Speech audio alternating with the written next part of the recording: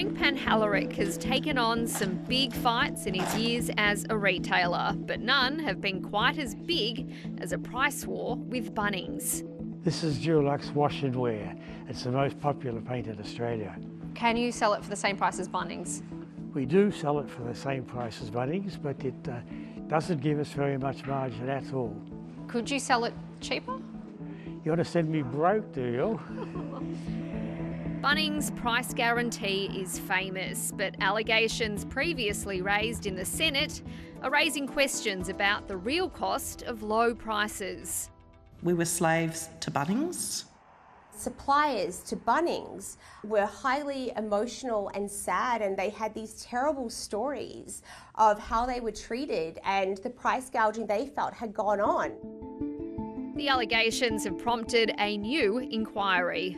So big box retailing, we've seen consolidation and expansion occur under single banners over a long period of time. When they don't have many competitors, there becomes challenges in terms of the pricing that they offer. There are less incentives for them to price compete. Bunnings is defending how it treats its suppliers, and it says it's operating in a competitive landscape. They say in their advertising, find a cheaper price and we'll beat it by 10%. One of the great retail hacks. And here's why. No one ever checks. The hardware giant is being accused by its main rival Metcash, the owner of Mitre 10, of gobbling up competition and locking away entire brands through exclusive deals. Independent retailer Frank has noticed this trend on power tools. I just fear that if too many of the smaller traders go out of business, then you will lose that competition. Bunnings is just one of the retailers that will be scrutinised by this new inquiry. The bosses of other big retailers like IKEA, Dan Murphy's, Chemist Warehouse and Woolworths' own Petstock could all be hauled before the Senate. Woolworths was only allowed to buy Petstock after the consumer watchdog forced it to divest dozens of stores. Petstock amassed the second largest chain of pet products across Australia with no notification whatsoever to the ACCC. The current system is too slow and too many mergers slip through the cracks. So we are making the biggest reforms to mergers in around half a century.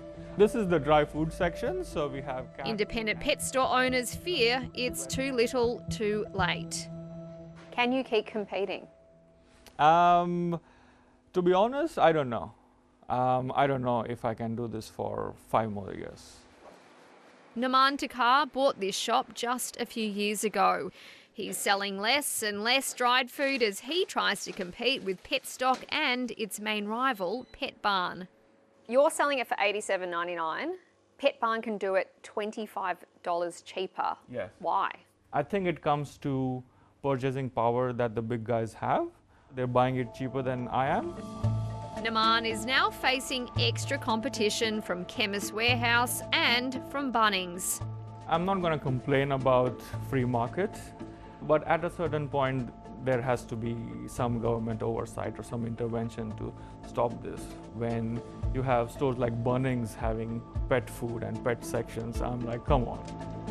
Another little store that's battling big retail as the government rules out powers to break up big corporations. Now, as we just heard, the government is committing to tougher merger laws. For more on how this reform will change the landscape for business and what it'll mean for consumers, I spoke to Dr. Rob Nichols, a senior law researcher with the University of Sydney. Rob, thanks for joining us. Great to be here. So the Treasurer says these reforms will be the biggest overhaul of merger laws in about half a century.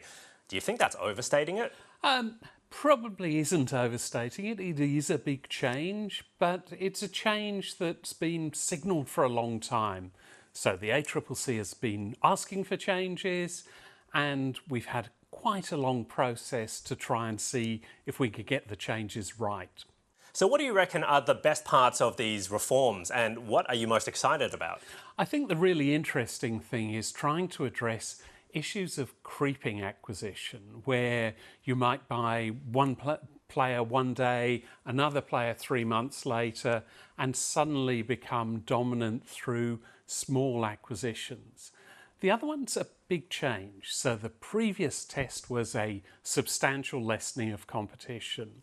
Now the change also includes entrenching competition.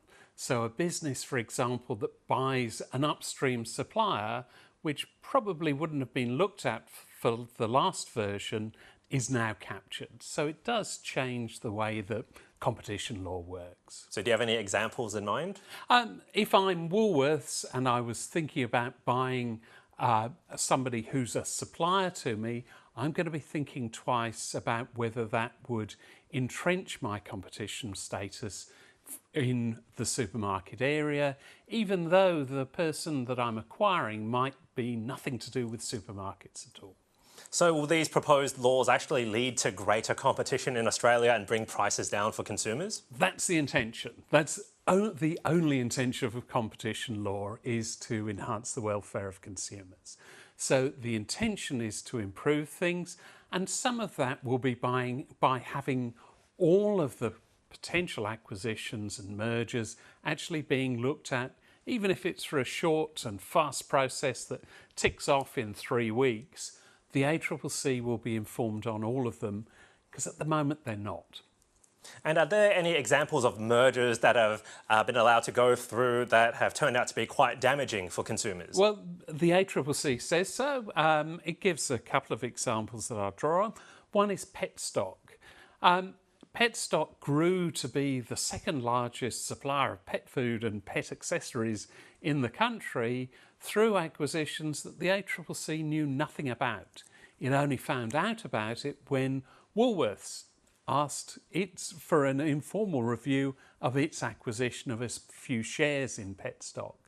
Similarly, the ACCC has argued that since the merger of TPG and Vodafone, which they opposed and the courts allowed, that competition for mobile phone services has become more muted. So the ACCC would argue that with the reforms you would get more competition and lower prices. So Rob, it's long been known that competition has been lax in a lot of major sectors like supermarkets, telcos, airlines, just to name a few. So under these proposed laws, if they had been enacted much earlier, are there any major mergers that would not have happened? I think it's the one major one would be the Vodafone and TPG merger, but many of those other mergers would have happened. Perhaps in the banking sector, you would have thought that a look at St George acquisition by Westpac might have been more thoroughly reviewed. Certainly Commonwealth Bank's acquisition of Bankwest, which was driven much more by international affairs and the GFC than it was by competition law, that probably would not have gone through. Well, Rob Nichols, thank you very much for your insights. Thanks very much.